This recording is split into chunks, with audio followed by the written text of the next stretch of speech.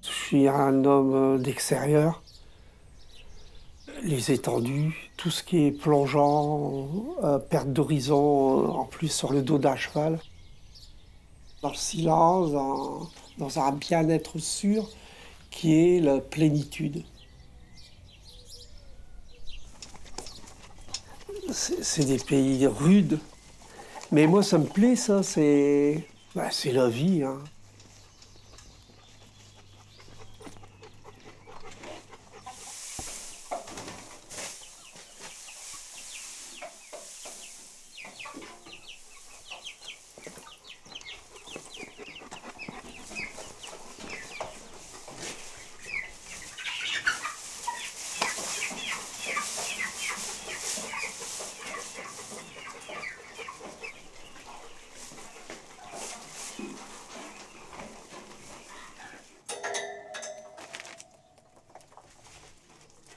On est des mammifères.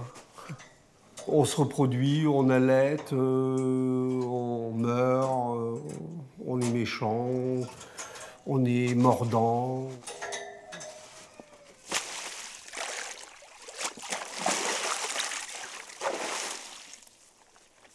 Il n'y a que les formes qui changent. Alors je minimalise mes personnages dans certains cas, et puis au contraire, j'humanise les bêtes.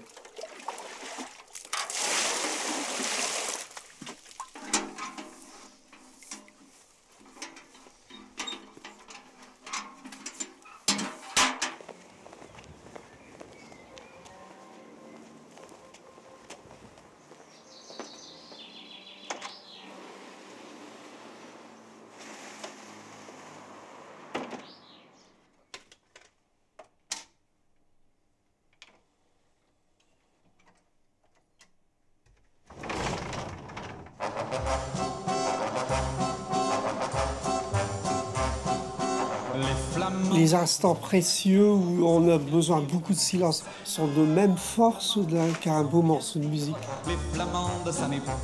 J'aime beaucoup Brel parce que il était capable d'aller sonder les trucs les plus dramatiques. C'est un fabricant d'anecdotes profondes.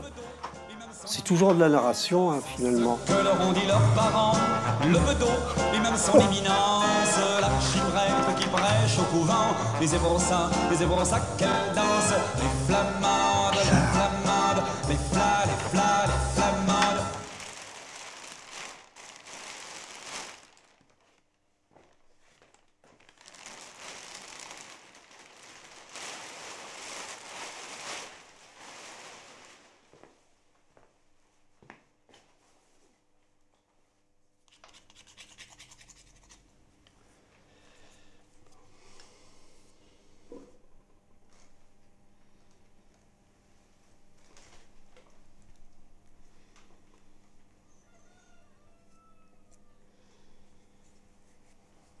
Au moment de me mettre au travail, je dis tiens, cette personne-là m'a expliqué telle et telle chose. Oh, elle avait un air pour le dire. Et puis tout de suite, il vient s'intercaler une autre situation. Ça peut être une partie de rêve aussi, hein, parce que les rêves sont très porteurs intellectuellement de potentialité. Ça peut être aussi dans un dessin animé ou un flash publicitaire, hein. Ça peut être aussi, par exemple, dans les braderies, les foires et les brocantes. Tout ça, ce sont des Des situations où on peut avoir en vrac des choses au naturel. Et c'est tous ces petits amalgames qui font que, effectivement, ça peut faire un bon sujet. Une petite histoire naissante. En fait, c'est des mises en scène. Maintenant, tel que c'est parti, c'est manifestement trois bonhommes privés de leur permis de conduire. Point final. Seul retranchement pour se déplacer, la voiturette, pot de yaourt. Une simple vitesse en dessous de 50 km/h. Trois personnes mal dans leur peau, bah, soit on les dépasse. Personne ne supporte. Ils font des doigts d'honneur à celui qui les dépasse. L'autre, il monte son poing. Et puis lui, il ronge sa corde. Là. Bah, bon, déjà, à partir de ça, c'est tout un scénario que je ne dois pas rater.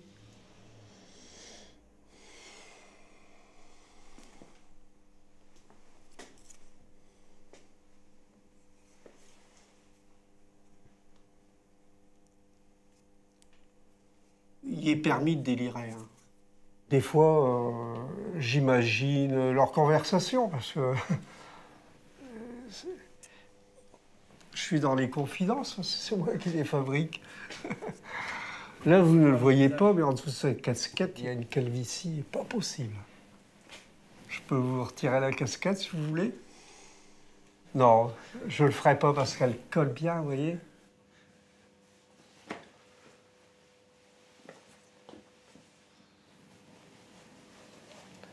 Bon, là, on commence à bien faire. C'est vrai, finalement, force de voir ces têtes-là, on frise le neurasthénie. Hein. J'en suis conscient. C'est pas fait pour séduire. Hein. Mais que voulez-vous? Faut que ça se fasse.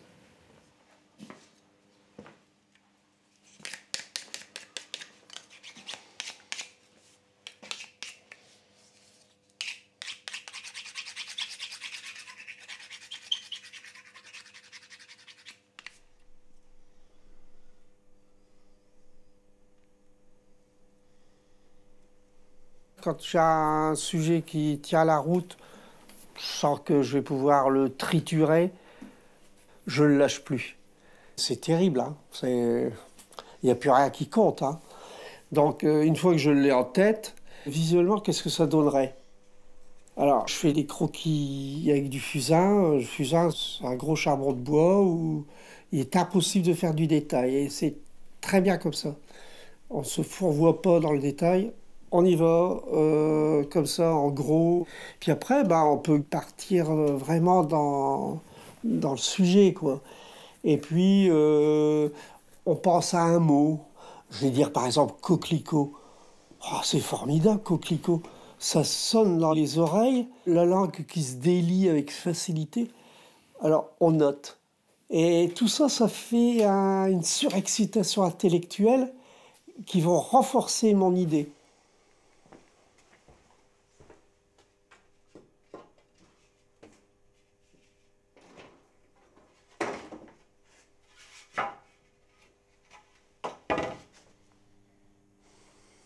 Est-ce que je suis vraiment sculpteur? Je me le demande, oui, parce que je dépose sur des socles. Et il y a des moments, j'envie les écrivains. Ils s'expriment avec peu de déperdition physique. Comme je suis un être concret, il faut de la matière pour m'exprimer. Alors, les plus naturels possibles, c'est la terre. Moi, ce que je veux, c'est une terre bien dure, fermée, comme un bon jardinier. De préférence une terre noire, riche en humus. Et puis après, la matière un peu plus durable, le bois. Je suis sûr que je vais l'améliorer un sacré coup dans le bois.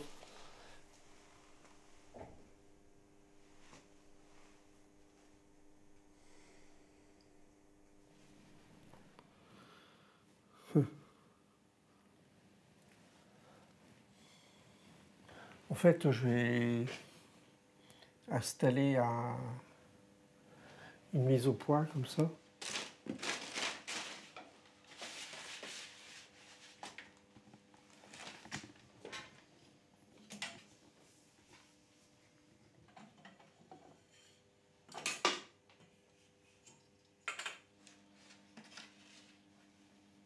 Ça croit pas. C'est pour moi mesurer les troncs d'arbres. Alors là, j'ai à avoir d'équerre.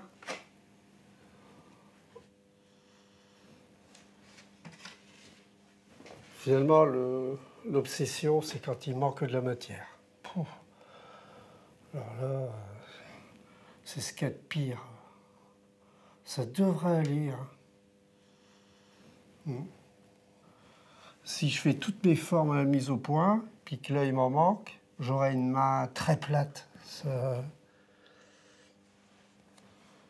Un petit peu plus de profondeur dans les doigts, les creux de doigts pour donner du relief. Bon. Après, il faut que je retravaille les plis. Les plis.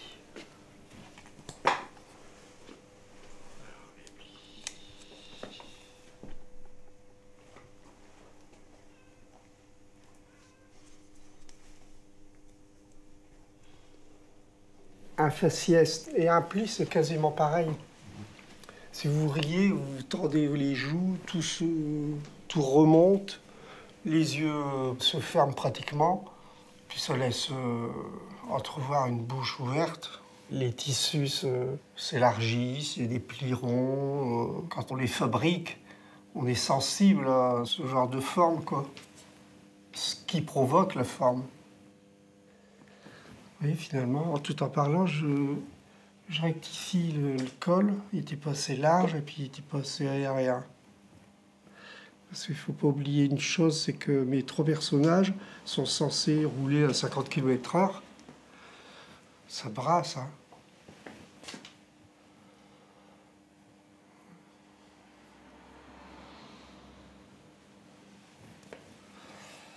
Ouais. Ça sera une belle partie à sculpter dans le bois. En fait, c'est l'intériorité qui m'intéresse. J'essaye de me spécialiser dans le faciès pour faire passer les sentiments.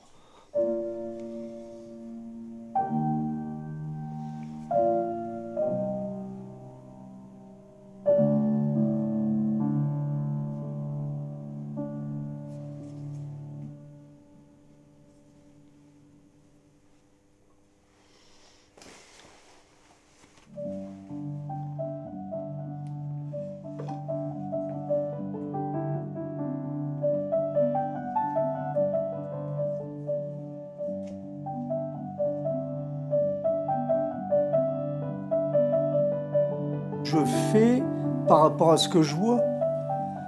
Alors, il se trouve que ce que je vois est légèrement déformé. Automatiquement, quand c'est déformé, on pense que c'est une caricature. Mais moi, ce ne sont pas des caricatures. Les Belges disent de ma sculpture des postures. Je préfère. Je déforme et puis on reconnaît quelqu'un dedans.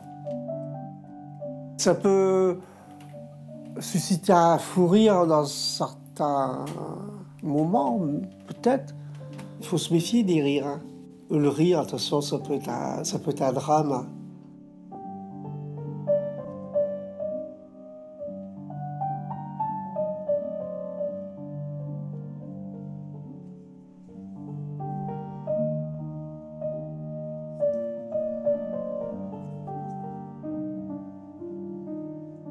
Les cathédrales, c'est vrai qu'elles m'ont remué profondément. Hein. Vézelay, par exemple.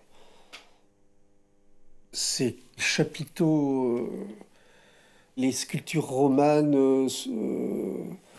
11e-12e siècle, c'était des bonhommes trapus, sommairement croqués, des plis très anguleux, des yeux très expressifs. Mais tout ça, ça fonctionnait très très bien hein, autour d'un chapiteau. Oh, je regardais ça, j'avais envie d'en faire. C'était une envie d'en faire autant. Le malheur, c'est quand vous réussissez. Alors là, c'est terminé, vous êtes pris à votre propre piège et puis vous ne faites plus que ça. Je suis obligé de croire parce que c'est tellement évident que moi, dans mon atelier, quand je plonge dans un sujet, je suis entouré. J'ai des apports qui m'aident dans la besogne qui est difficile. Là, ça, j'ai une nette impression.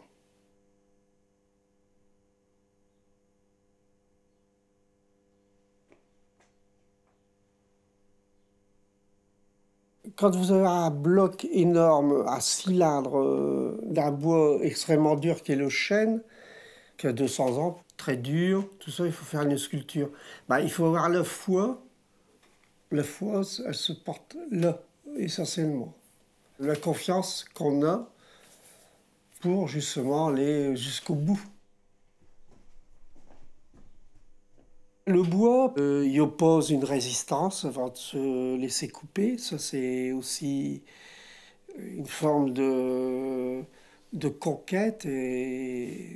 Mais j'en viens largement en bout.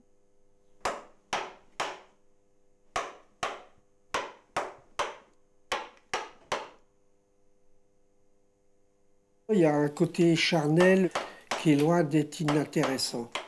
Il reste vivant, même sec. C'est un matériau magique, hein, le bois, il faut le dire. Au toucher, c'est terrible. Ouais, là, il est dur, on le sent. Regardez, il luit.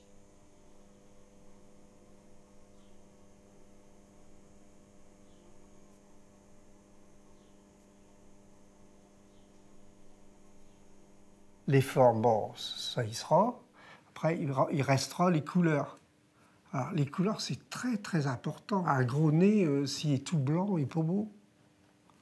Par contre, s'il est bien rouge... Oh. Mais c'est mon petit côté récréatif, hein. On retrouve un peu la sensation qu'on avait, les livres d'images à colorer en étant petit. Vous savez, dans ma démarche, il y a un grand côté ludique.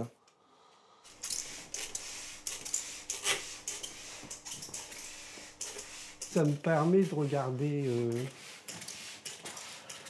ce qu'il me reste à faire.